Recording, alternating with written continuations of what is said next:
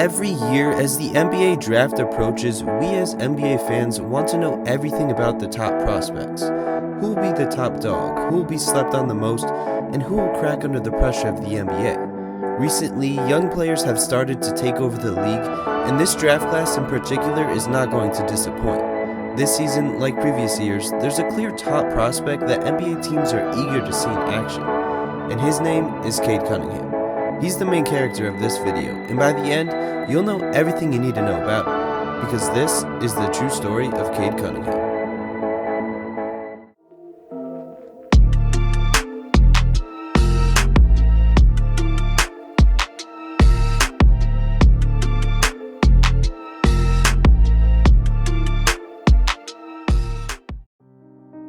Our story begins in 2016 when Cade attended Bowie High School in Texas and was just starting to make a name for himself. As a freshman, standing at 6'4", he quickly impressed his coaches both on and off the court. When it comes to basketball, Cade is a team-first type of guy. The only thing he cares about is winning and being a leader. I have to work and be a great role model for everybody else. So I know that if I don't work hard, then my team probably won't work hard. There's two main reasons he was so mature and sure of himself at only 14. The first is the way he was brought up by his family, more specifically, how his father coached him to play the game the right way.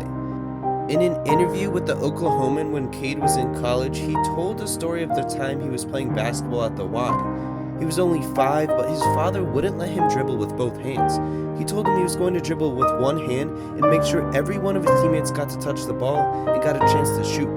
This molded Cade into the player he is today. The second reason Cade grew up so quickly is because he has a goal in his mind that he has to achieve. That goal? Supporting his family and letting his parents retire. In his freshman season, he quickly joined the varsity starters and put up 15 points, 6 boards, and 3 assists.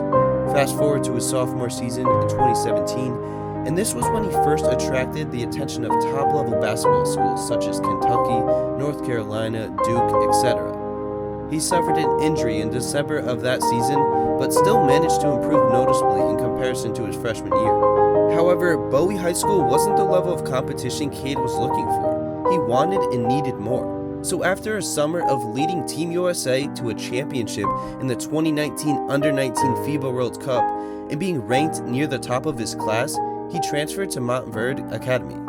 This is one of the top-ranked basketball schools in the nation, so Cade was immediately surrounded by elite talent, but that also meant he would get less opportunities to run the show. However, that wouldn't be an issue because a few months into the school year, Cade committed to Oklahoma State, a move that surprised some at the time, but when you learn that his brother, who he looks up to, is the assistant coach, things start to make more sense. In his junior season at Montverde, he put up 11, 6, and 6, but it was the summer before his senior season when he really started to prove to the basketball world that he is the real deal. Cade played in the Nike Elite Youth Basketball League, one of the most competitive high school summer leagues in the nation. He led the Texas Titans with 25 points, 6 boards, and 5 dimes a game. Cade was named the MVP of the EYBL and was ready to improve even more in his senior season. For Cunningham, basketball is life. He doesn't take days off, so from the summer, he moved straight into training for his final season before college, and it paid off. Montverde Academy's team was so deep that he only played 22 minutes a night, but he still dropped 14, 6, and 4. Now, these might seem like just decent numbers for a guy who's supposed to be the #1 ranked prospect in his class, but you have to remember that his team is full of other highly ranked talent that needs playing time, such as Scotty Barnes, the top-ranked small forward in this year's class, as well as numerous other top 25 ranked players. Cade was the leader of this dominant team. They went 25-0 with an average win margin of 39 points. Some even say they were one of the best high school basketball teams of all time. After the season was over, Cade was showered with recognition of his talent and potential. Mr. Basketball USA, Naismith Player of the Year, Max Preps National Player of the Year, was selected to play in the McDonald's All-American Game, Jordan Brand Classic, and Nike Hoop Summit, but all were canceled due to the pandemic. After the season ended, Cade's focus shifted to prepare for Oklahoma State. However, shortly into the summer, there was an issue. In June 2020, the NCAA placed a postseason ban on Oklahoma State for recruiting violations. More specifically, the former assistant coach received bribes to influence athletes one way or another.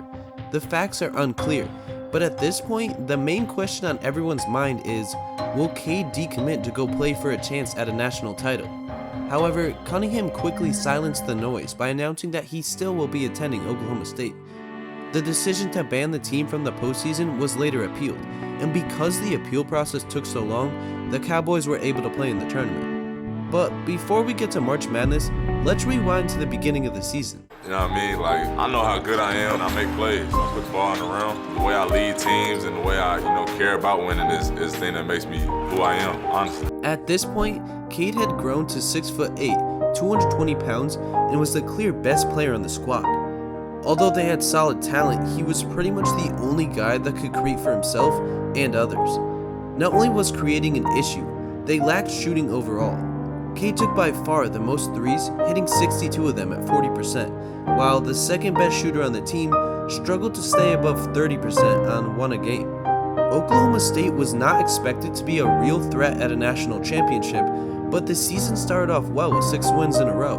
Cunningham immediately proved he was made for the spotlight. He scored 13 points in the final 91 seconds to make a comeback against Oral Roberts and 4th ranked team Texas, who ended up beating the Cowboys in a nail-biter, 77-74. This was the first real test for Oklahoma State, and although they lost it, it was a good sign for what was to come. This team was here to compete, and Cade was leading the way. The next game on January 2nd was at Texas Tech, the 13th ranked team in the country, and the second game in a row against a ranked opponent. Another close finish, as this time the Cowboys walked away with a win in overtime. As the season progressed, so did Cade and the team.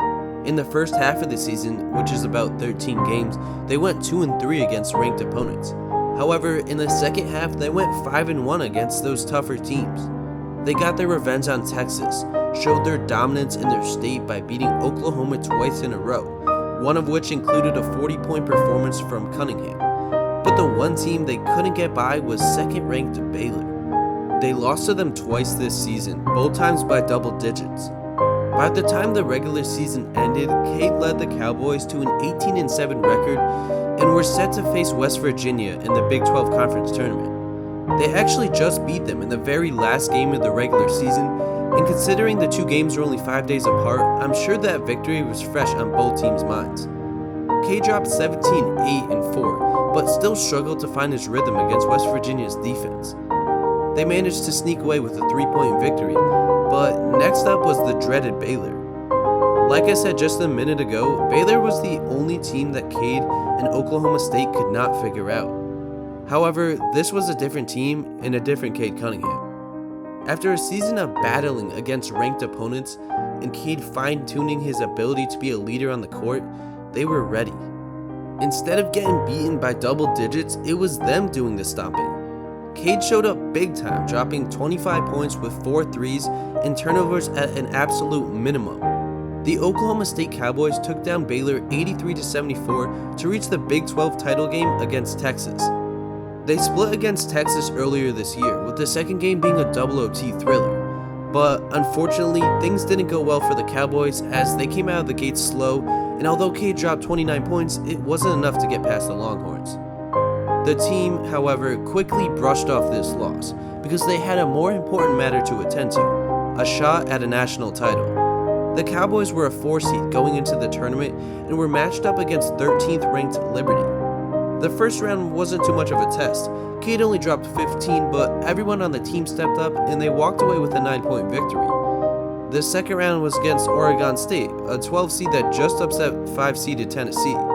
The assumption was that this game would go like the previous one, but that wasn't the case.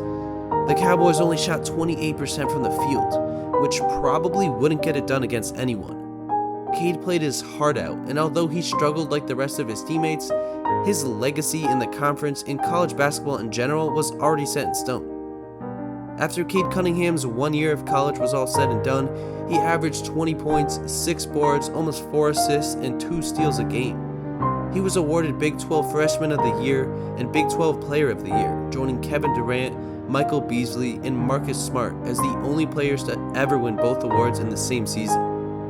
Cade Cunningham was a legend in the Big 12 Conference as only a freshman. Those that know college basketball, and more specifically the Big 12, have admitted that a player dominating this conference as a freshman in the way he did is rare. This video was made before the draft, so if you're watching after July 29th, I really hope the Pistons took him first overall. I think Detroit will be extremely happy with Cade, and it should be a no-brainer selection. He's a born leader who has practiced it since he was old enough to walk, and has shown all the tools needed to be a star in the league. So with that said, we wait to see what Cade Cunningham could do in his NBA career. Thank you guys so much for watching. If you made it to the end, why not subscribe and drop a like? Also, leave a comment telling me what you think about Cade. That's going to do it for this one, so I will see you guys in the next one.